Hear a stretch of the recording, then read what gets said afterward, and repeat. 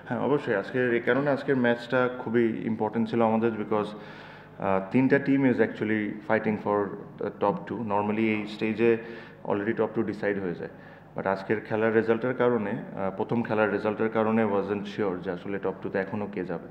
So এই জন্য আজকের ম্যাচটা আমাদের জন্য খুব ইম্পর্টেন্ট ছিল, and that is one of the reason যে আমরা কোনো চেঞ্জেসও করি নাই। We wanted to play the best possible team. আমার কাছে মনে হয় বলাররা ভালো বল করেছে।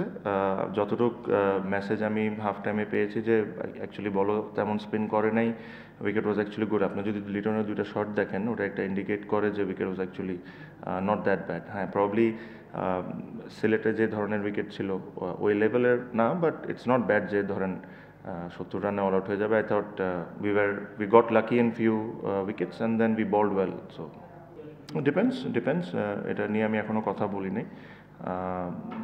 There's two sides of it. একটা হলো do you really want to make a changes just before the semifinal, এটাও হতে পারে। And if there is niggles, যে কারো যদি হালকা পাতলা লেগে থাকে ওই ক্ষেত্রে হয়তো বা এক দুজন চেঞ্জ করলে করতে পারি, বাট এটা নিয়ে আমরা এখনও ডিসাইড করিনি কিছু। আমরা আমরা একটা সাইন করেছি, আপনারা হয়তো বা জানেন, অ্যাডাম মিল, ফাস্ট বলার নিউজিল্যান্ড থেকে। আর এক দুজনের সাথে কথা চলছে, বিকজ প্রবলেমটা হলো যে যেদিন ফ্রি হচ্ছে ওদিন যদি ওদেরকে পিক করি, ওরা আস্তে আস্তে বিকাল 5টা বেজে যাবে 3 তারিখে। সো ওই দিক থেকে একটু চ্যালেঞ্জ ফেস করতেছি আমরা, বাট দ্যাটস ফাইন। বাট আমি ব্যক্তিগতভাবে I am not in a favour of changing the whole set up.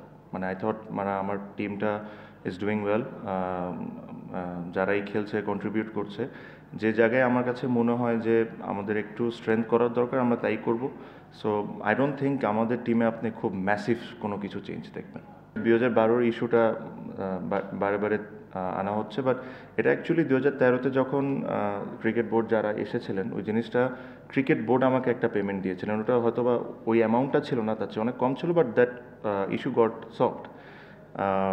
R payment নিয়ে দেখেন, ইটস আমি একজন আমি চাই যে বিপিএল অনেক ভালো করুক, বিপিএলের নাম অনেক হোক। একটা সময় আমরা আসলে অনেক ফার্স্ট আগাচ্ছিলাম, বাট এইসব দিক থেকে cricket board has to be very careful.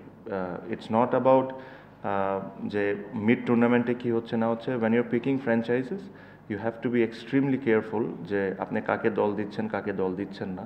So এরকম পেমেন্ট ইস্যুটা না আসে, because end of the day ধরেন একটা দল যদি পেমেন্ট করতে পারলো না, আর প্লেয়ারকে যদি বলা হয় যে লেটস সে 50%, এটা কিন্তু পাস্টে হয়েছে, আমি যেটা বলছি যে 50% পেন্ডিং ছিল, তারপরে একটা নেগোসিয়েশন হয়ে প্লেয়াররা 25% নিয়ে খুশি হয়ে চলে যায়। বাট দোষটা এখানে প্লেয়ারদের না, প্লেয়াররা তো 16টা ম্যাচ খেলে ভালো খেলে। যদি ফল্টে থাকে তাহলে ফ্র্যাঞ্চাইজ ফল্টে থাকবে আর বিসিবি ফল্টে থাকবে। তো এই নেগোসিয়েশনটা কী কারণে বিসিবি প্লেয়ারদের সাথে করে, ওদের যেই পেন্ডিং থাকবে পুরো পেন্ডিংয়ের টাকাটা দিতে হবে, because they have worked hard, they've spent lot of hours in the ground. So I hope যে এখনও যেহেতু শেষ হয়ে যায় না, I am sure they trying to solve it. I hope যে জিনিসটা না হয়, because it is not only আমাদের বিপিএল টুর্নামেন্টটাকে ছোটো করে, বাট আমাদের দেশের ব্যাপারে একটা বাজে মেসেজ চাই, because there are lot of overseas cricketers who wants to come, but এইসব হইলে তখন একটা প্রবলেম হয়ে যায়। The main thing is when your choosing the franchise, you make sure that you choose the right person. That is the most important thing.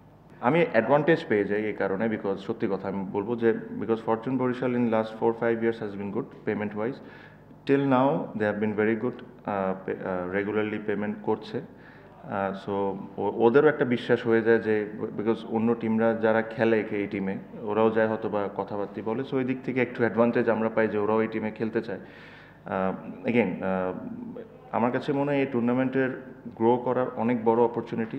এই tournament অনেক grow করতে পারবে, বিকজ যে ধরনের দর্শক আপনি এই টুর্নামেন্টে দেখছেন, এটা মনে হয় না আমি লাস্ট 2-3 সিজনে দেখছি। সো যেহেতু এত দর্শকের একটা ইন্টারেস্ট আছে, খেলা দেখার ইন্টারেস্ট আছে, আমরা যদি কাজগুলো ঠিক করে করি, we choose the right person who will won the team, we choose how it should run, I think this tournament has a huge potential.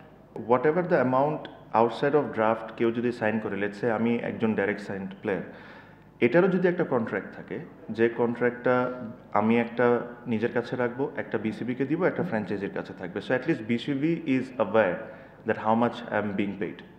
এই জিনিসটা যদি করা হয় তাহলে আমার কাছে মনে হয় ইস্যুসগুলো হবে না।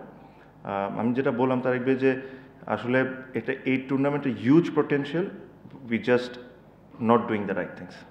I thought that was a better time to do it, because আপনি যদি চিন্তা করে দেখেন অক্টোবর নভেম্বরের দিকে you won't clash with SA T20, you won't clash with IL T20.